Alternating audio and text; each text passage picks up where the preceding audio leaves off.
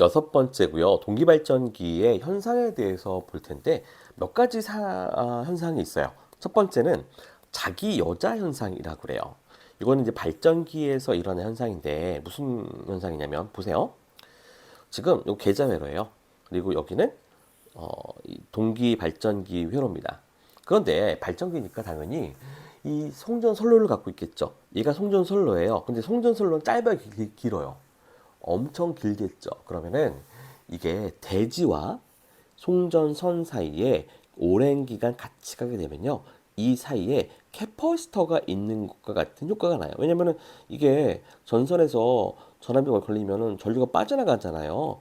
그런 걸 고려해 보면 여기에는 캐퍼시터가 하나 있는 것과 같은 일이 발생한다. 그러면 우리 지난 시간에 배웠던 건데요. 보세요. 우리 대지 정전 용량, 이걸 대지 정전 용량이라고 그래요. 얘가 생겼어. 없던 애가 생겼어. 그러면은 우린 진상 전류가 흐른다고 했어요. 그럼 진상전류는 우리 지금 발전기이고 전압하고 전류가 이게 있을 때 전류가 앞선 거, 증자작용이 일어나죠. 그럼 증자작용이 일어나면 우리 동기 발전기의 유기기 전력식 E는 4.44 곱하기 주파수, 그다음에 한상의 건선수, 그리고 자속수, 그다음에 계좌 건성계수, 그죠? 요 시계가 의해서 만약 우리가 증자작용이 일어나는 걸 확인한다면 얘가 증가하니까 유기기를 어떻게 되겠어요? 커지겠죠. 그래서 이게 자기 여자 현상이란 건 뭐냐면은 결국에는 이 대지 정전 용량을 통해 가지고 기존에 출력되는 전압이 굉장히 높아져 있는 현상. 이거를 바로 자기 여자 현상이라고 아시면 되겠습니다.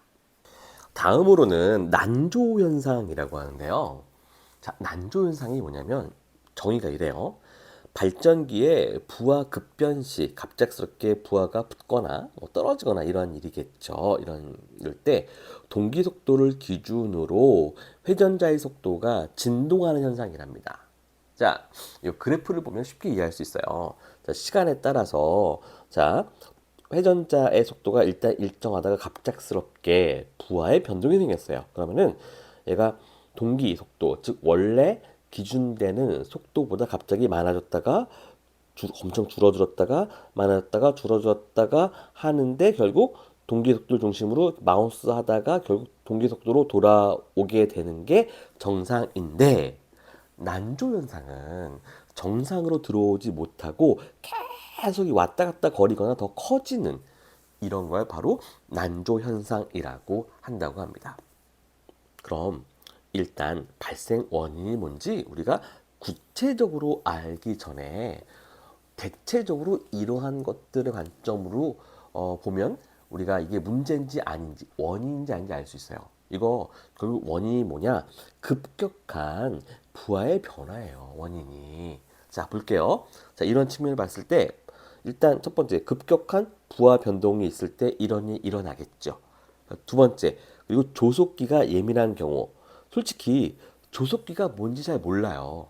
그런데 조속기, 왠지 속도를 조절하는 뭔가 민감하게 뭔가 반응해서 속도를 조절하는 이런 역할을 한 기계로 예상을 하는데 이게 너무 예민하다면 옳지 그러면은 그 부하가 조금만 변하더라도 이게 또 예민하게 반응할 수 있겠죠. 그러니까 조속기가 예민한 경우도 발생 원인으로 볼 수 있어요.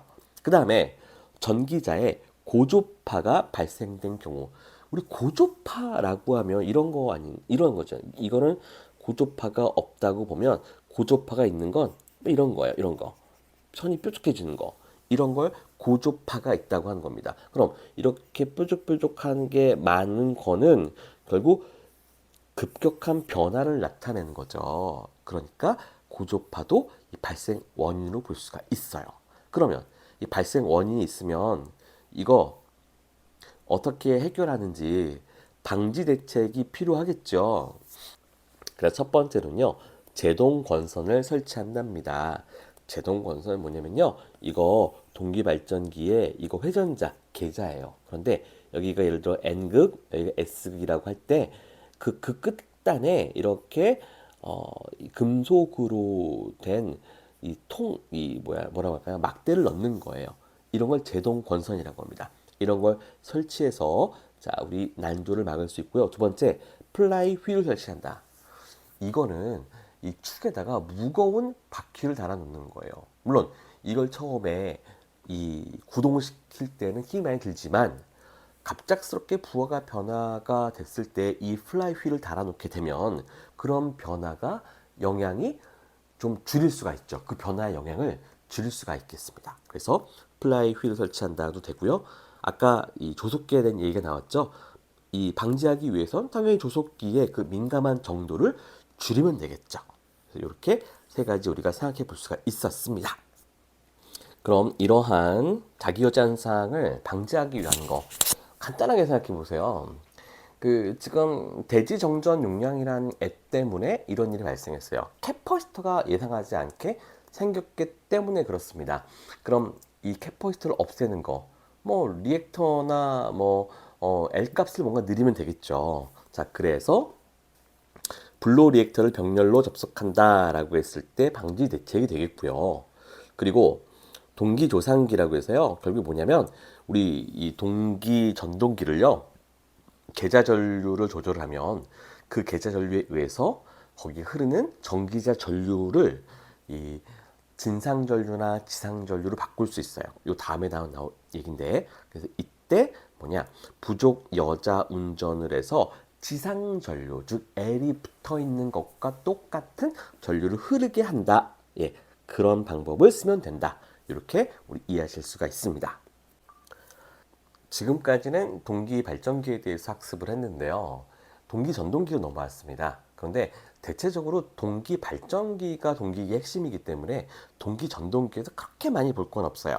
그런데 여기서 빈출 우리가 개념으로 V곡선에 대한 내용만 살펴보겠습니다.